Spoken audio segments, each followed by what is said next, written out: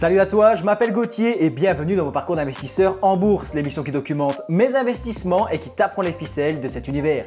Dans cette vidéo, je vais te convaincre que l'argent est sans doute l'investissement le plus sous-coté de l'histoire des investissements. Je vais te présenter différents ETF et ETC sur l'argent. Ensuite, je vais investir dans ce précieux métal devant toi. Je ne pense pas pouvoir faire mieux pour te montrer comment on achète de l'argent en ligne. Les réserves d'argent deviennent critiques et on estime qu'il reste entre 10 et 20 ans pour son exploitation. Cela en sachant que l'argent est une ressource non renouvelable et très peu recyclée. Donc voué à devenir de plus en plus rare et sa valeur devrait s'envoler dans les années à venir. C'est logique puisque en plus de sa valeur en tant que métal précieux, l'argent est très utilisé dans l'industrie. Je devrais même dire de plus en plus utilisé. D'abord, il est utilisé dans la fabrication des bijoux en tant que métal précieux. Ensuite, on utilise de l'argent dans l'électronique et l'électricité puisque c'est un métal malléable mais aussi conducteur de chaleur et d'électricité. L'argent ne rouille pas puisqu'il ne contient pas de fer, ce qui en fait un matériau d'exception. On l'utilise également dans la médecine moderne car l'argent possède des qualités antibactériennes et peut se révéler très résistant. Les nouvelles puces RFID utilisent de l'argent pour la conductivité. L'industrie photovoltaïque utilise l'argent pour sa forte sensibilité à la lumière. L'argent participe donc à transformer la lumière en électricité.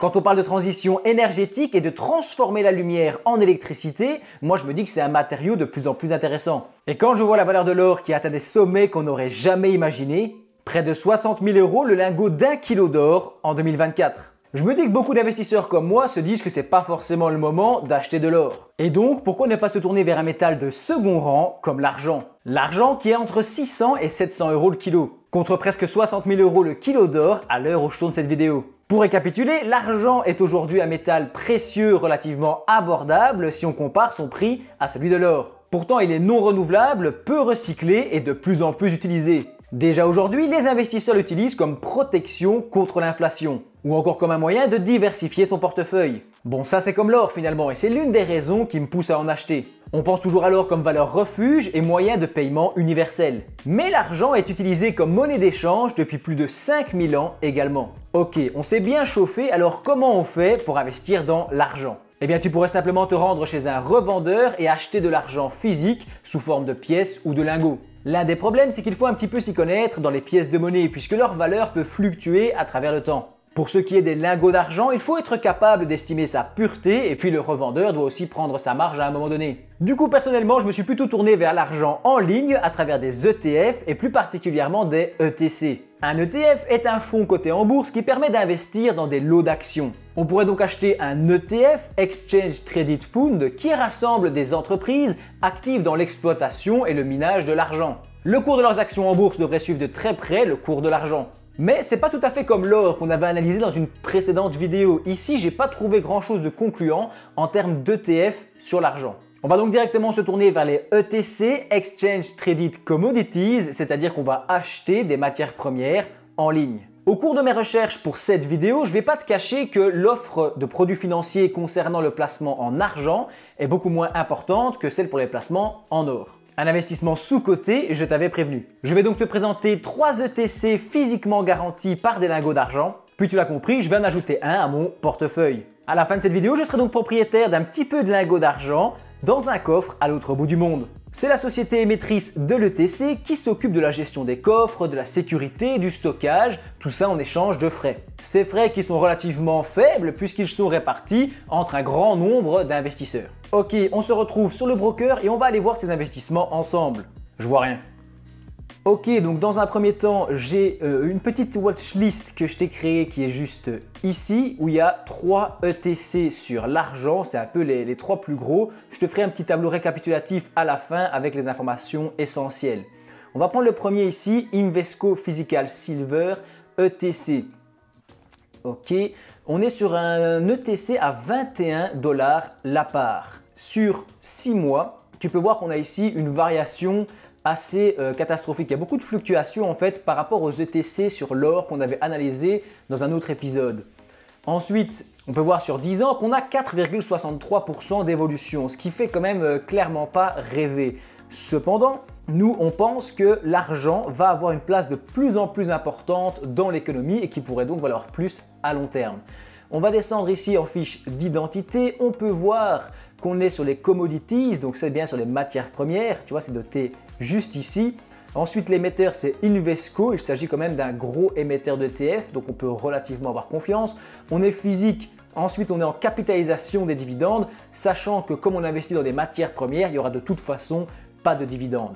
L'ETF est en long, ça veut dire qu'il suit le marché, il est en dollars. Ça, c'est pas forcément un problème puisque c'est au moment où tu vends ton ETC qu'il est transformé, que le taux de change s'applique en fait. Donc qu'il soit en dollars ou en euros, ce n'est pas forcément un critère important. On a 0,19 de frais, ce qui est selon moi pas très cher puisque dans les ETF, on est compris en général entre 0,10 et 0,50. Donc 0,19, c'est pas mal. Il a été créé en 2011, donc il est relativement ancien. Ça veut dire que ça fait longtemps que les gens lui font confiance. En termes de capitalisation, on est à 161 millions d'encours sous gestion. On va se rendre ici dans la répartition des actifs. On n'a aucune donnée disponible. On va plutôt aller voir les documents. Donc ici, on a le KID, Key Information Document. Donc ça, c'est le document le plus important qui va un petit peu expliquer l'ETF et ici surtout l'ETC.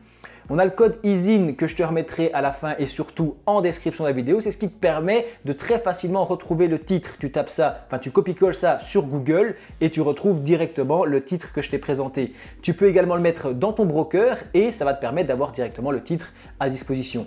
Bref, on descend, on va aller voir ici l'échelle du risque. Pour moi, c'est intéressant. On a 5 sur une échelle de 1 à 7. Donc c'est un classement qu'ils estiment un petit peu plus risqué que la moyenne. Actuellement, on n'est pas censé normalement prendre beaucoup de risques sur de l'argent. Sur 5 ans, d'accord, avec 10 000 $ investis, on peut espérer 2800 dans un scénario hyper défavorable où l'argent devient une ressource inutile, ce qui est normalement pas mon avis. On a ensuite 12 300 si l'argent performe bien.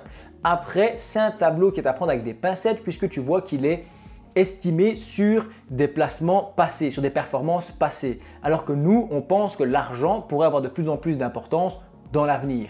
C'est en tout cas un peu le pari de cette vidéo. Donne-moi ton avis en commentaire, c'est toujours important. Au niveau des coûts, total des coûts 0,37. Donc, on m'aurait menti.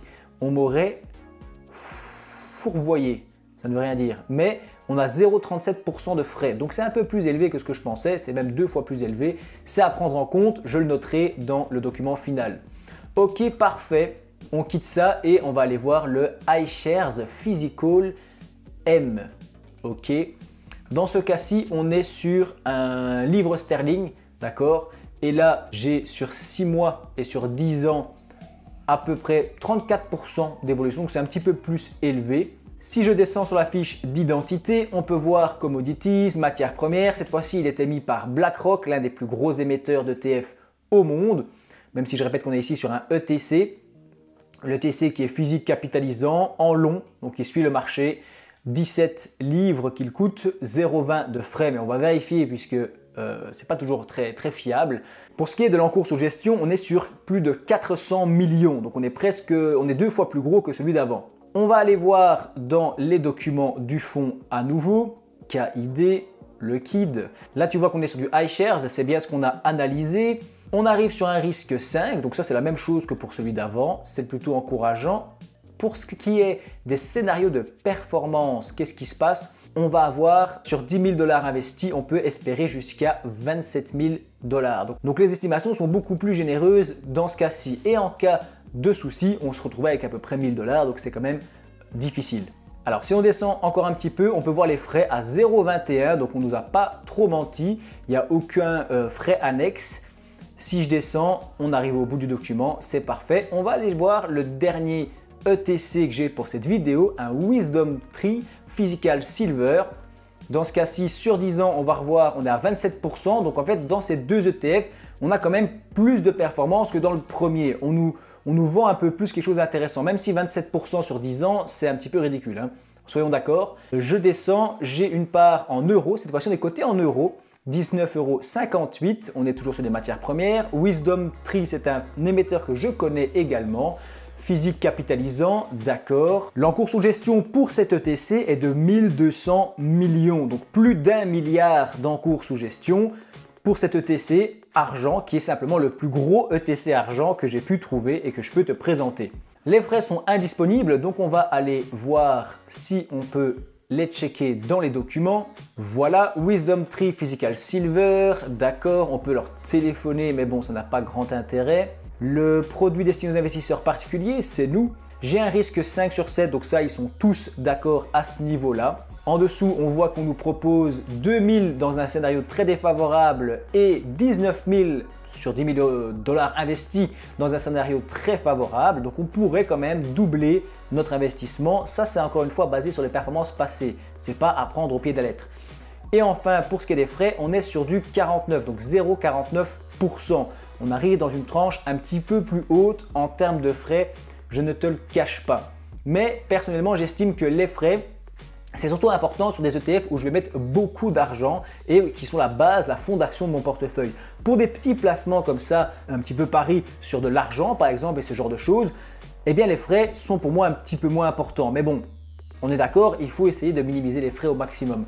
Je t'ai fait un petit tableau récapitulatif avec les informations principales. Tu peux voir qu'on a 3 devises différentes et le Wisdom Tree est le plus capitalisé. Je vais aller en acheter un, donc on va aller faire un tour ensemble sur mon portefeuille. Voici l'état actuel de ce portefeuille que tu peux suivre depuis sa création dans la playlist que je vais t'afficher à la fin de la vidéo. J'ai une belle performance d'environ 9% qu'on doit surtout au Nasdaq et au S&P 500. Mais l'ETF Europe me surprend également car il a très bien performé lui aussi. L'investissement sur l'Inde m'a aussi pas mal surpris avec 14% de croissance. Je te rappelle que j'ai dédié une vidéo comme celle-ci à chaque déplacement que tu peux voir à l'écran. On va d'abord partir 30 secondes recharger mon S&P 500 car tu peux voir ici qu'on a une petite diminution. On reste très haut au niveau du cours mais ça ne me fait pas trop peur à long terme. On est à 487 € la part mais graphiquement on descend régulièrement vers les 480. Donc je vais placer un ordre limite à 483, ça devrait passer sans trop de soucis. Récapitulatif de mon ordre, j'ai un total de 488 €, donc avec cet ordre limite, j'économise les frais de courtage comparé à un ordre au marché. Passons sur le TC argent puisque c'est la base de cette vidéo et je me suis décidé pour le Wisdom Tree. Même s'il a des frais supérieurs, c'est celui qui m'inspire le plus et c'est pas un conseil en investissement. Chacun choisit d'acheter les ETC qu'il veut. Et comme je l'ai dit, ce sera une petite position dans mon portefeuille, donc l'impact des frais sera réduit. Je vais regarder sur un mois ce que ça donne car le prix fluctue un petit peu. On arrive souvent vers 19 € tout rond, donc je vais me positionner dans cette zone en ordre limite. J'en prends 11, ce qui va me faire un gros 200 € et je place un ordre limite donc à 19,10 €. Puis il ne me reste plus qu'à confirmer. Récapitulatif de ma commande avec mes 11 titres pour 213 €, c'est nickel, je vais valider. Je suis maintenant officiellement propriétaire d'argent en ligne, environ un tiers de lingot. Je pense rapidement augmenter ça à la valeur d'un lingot entier, comme ça ce sera plus facile à suivre. N'oublie pas que tout cela reste un mélange de recherche, d'opinion personnelle et de divertissement. Je ne peux en aucun cas te conseiller ou te déconseiller d'acheter de l'argent. À toi de nous dire ton avis en commentaire, pense à t'abonner au passage. Je t'affiche la playlist juste ici si tu veux voir le reste de mon portefeuille et je te dis merci d'avoir regardé ma vidéo jusqu'au bout.